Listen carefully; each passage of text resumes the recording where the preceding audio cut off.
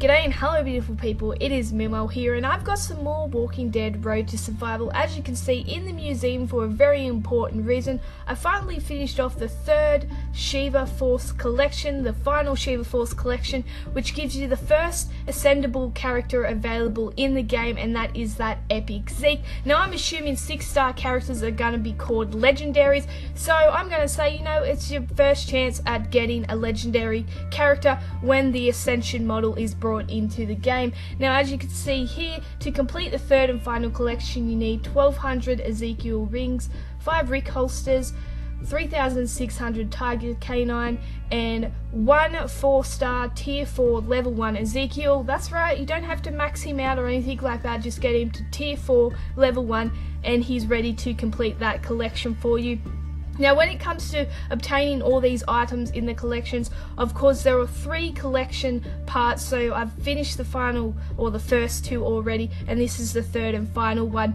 Now it's pretty well attainable, and the construction of how Scopely actually conducted this whole event is quite well, and they've made it very possible for every player in the game to actually get this epic Zeke.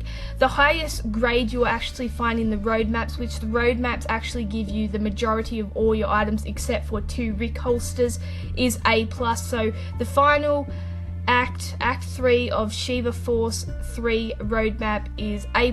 That is the highest team grade you'll have. So as long as you have a team grade, I reckon, of about C++ upwards, you should be able to complete it. Use your battle items to give you added advantage, and just make sure you're setting your team up according to whatever enemies you are facing, whether they be zombies, people and things like that. You should be able to get through them, unless you've started the game, like the day before, you might struggle a bit.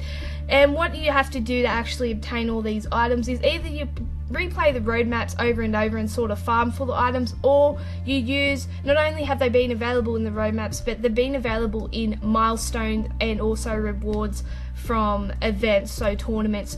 So it's not, I've actually only played through the road maps once, and then I got the majority of my rings, necklaces, holsters, tiger canines actually from events, milestones and rewards. So basically, what do you have to get outside of the road maps? Only thing you have to get outside the road maps are 2 Rick holsters. So the third and final act of Shiva Force number 3 roadmap, that will give you 1 Rick holster per act. So you have 3 acts in that, you end up with 3 Rick holsters all up, and you have to obtain another 2 outside of the road maps.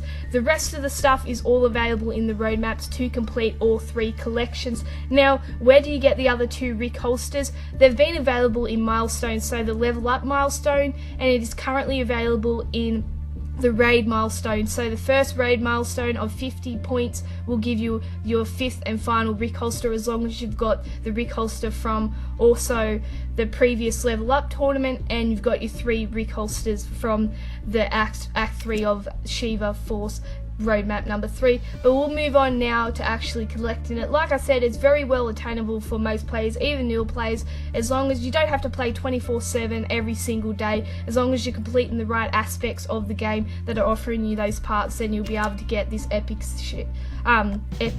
Ezekiel, or King of Shiva Force we'll call him.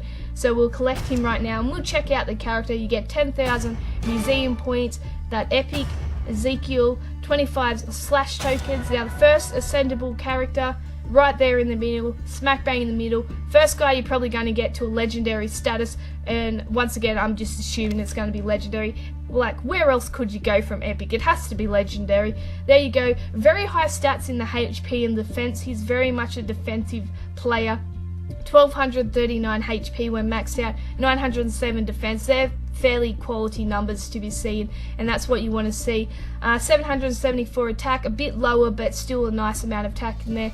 He has the 56 AP, which is the fast. You can work with that very well. Added bonuses and added boosters of AP through your leader skills, your weapons, you can make that a lot faster. Deals 400% damage to up to 2 enemies, or teammates get plus 65% defense for the 2 turns. So once again, just emphasizing how much of a quality player this guy is going to be in a defensive aspect. Of course, we're all looking to actually upgrade him or send him to that legendary status, but nonetheless got pretty good stats. Very much a defensive player, like I said. I don't mind him. Probably won't use him, but I don't mind him at all. Retribution as the specialty skill, 25%, or basically when he's killed he gives all remaining teammates 25% of their max AP, which is really good because it helps boost your rushes up and can be the one thing that gets you out of trouble, especially if you have those healers getting boosted up a bit earlier or a turn earlier. But there he is, Epic Ezekiel. Hopefully, fingers crossed for all of us, we can all get him to that legendary status. If you have any questions about this event and want to know anything, please do let me know. I'm more than happy to answer. As always, I hope you did enjoy. Thank you for watching. You're awesome.